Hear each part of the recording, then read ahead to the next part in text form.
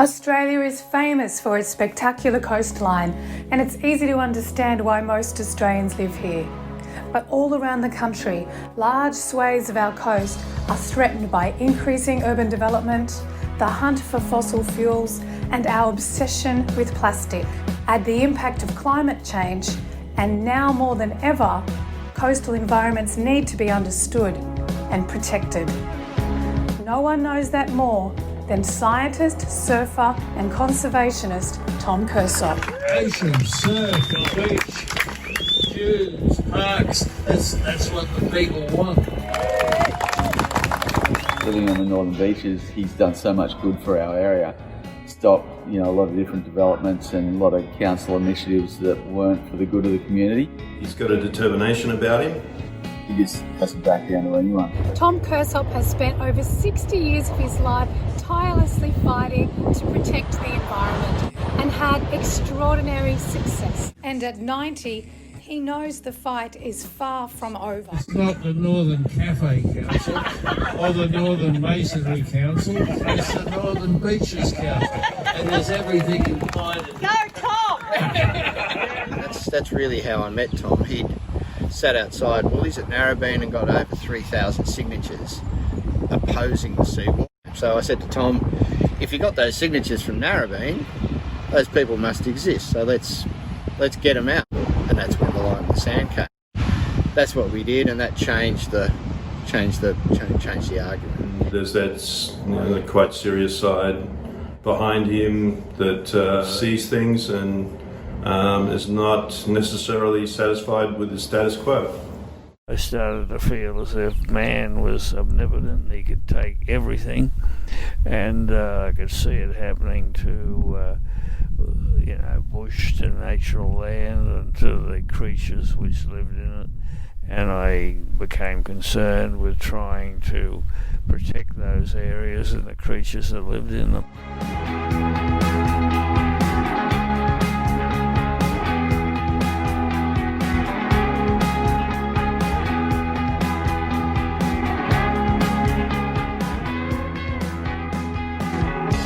You don't usually get quick results in this game, it's a long game, but if you're persistent and consistent and telling the truth, you often prevail. I mean, there's the old saying, you can't beat City Hall. Well, that's not my experience. I mean, I rarely lose to City Hall. But many campaigns are long and hard fought. Tom chaired the Mile Lakes Committee in their 8-year battle against a US mining multinational and property developers. So we were doing something that was revolutionary, like trying to stop that. A couple of other guys on the committee had intimidating actions taken against them. The public relations company for the mining company had us closed down. You couldn't get a letter to the editor published. You couldn't get any publicity for this issue. Until Tom was able to convince the ABC to do a story on the issue. And blow me down, who was it but Mike Willesee, who was the compere of the Four Corners program. They won a landmark court case. It was unbelievable, his legally approved leases, development applications rejected. One of the most prominent lawyers in Australia defeated, And it was a bit like fight for the bite in those days. It was an impossible victory. But tenacity and a great strategy over consistent years nailed that, and we've got one of the great national parks on earth now, thanks to it. Tom's persistence and tenacity also paid dividends on the South Coast. Tom was instrumental in extending the Mimosa National Park by 3 kilometres, saving it forever. Tom was also smashing stereotypes. Hosting a Pharmaceutical Manufacturers Association conference, he was recognised by a senator who'd heard Tom speak at a Franklin River Dam protest in Hyde Park. He kind of looks at me and he said, "I've met you before." He says, "What are you doing here?" Like as if there was an incompatibility with being in business and working for an environmental issue. "I've met you before," he said. Yeah. I said, "Look, watch this. This Tom, he's paddling for a bridge-to-bridge race this weekend.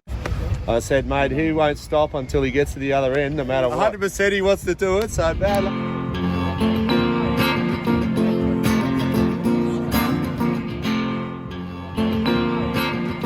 In the 90s, Tom was responsible for establishing 3 of the Sydney branches of Surfrider Foundation Australia, a not-for-profit sea routes organisation dedicated to the protection of Australia's waves and beaches. Thank you everyone so much for surfers to unite, ocean lovers to unite, to show that you care about our environment and to recognise that your voices make a difference.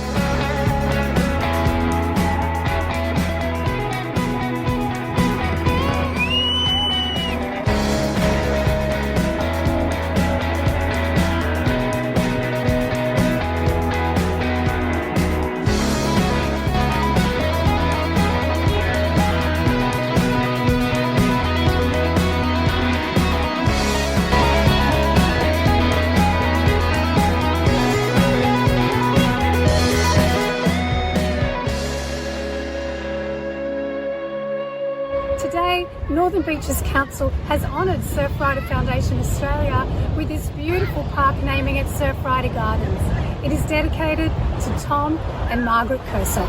It's a happy day for the beach and for the park, I think. It is dedicated to the great work that you and your missus have done. But it was on this very 4 June that Tom and Surfrider Foundation fought another battle. Council had wanted to commercialise it with a cafe. Okay, so I felt it was a pretty good idea to have a cafe here. We've dealt with Tom and Brendan, but they're fairly formidable, and they had a very different view about it. Well, they weren't easily dissuaded from their view, and they'd make lots of arguments. They were skilled at arguing and just very passionate. They came up with the idea of having a focus group to talk about it. It was as simple as that for me. I said, no, you won, that's it. But some years later, Council again proposed a cafe, this time on Narrabeen Headland. It was overwhelmingly defeated. I thought, you'd think they would have learned by now. The way you're going, Tom, you're going to be the next mayor. Dedicating this park to Surfrider and Tom Kirsop, but we're also here on the occasion of his birthday. And he's only 90. 2, 1. Been a long time in the pipeline, and well, it's a bit like Tom's career. Long time in the pipeline. Congratulations. Surfing royalties gathered around Tom. His influence extends through a great many fields. I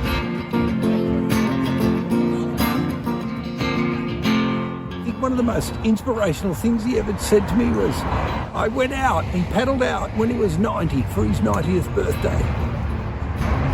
Put me on the Tom Cursop surf team.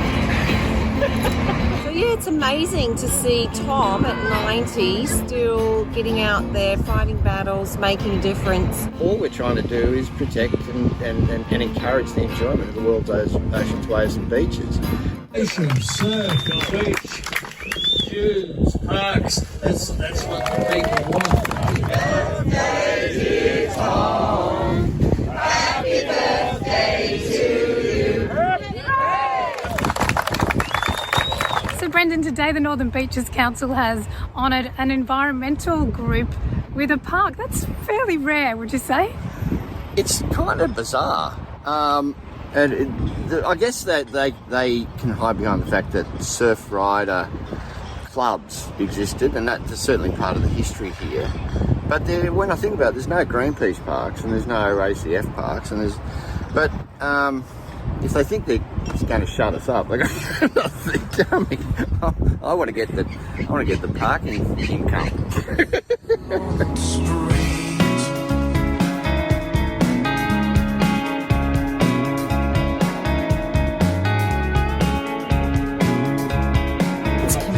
Makes foundations great, so I invite everyone to get involved with our Surfrider family, with this community, and really make a difference.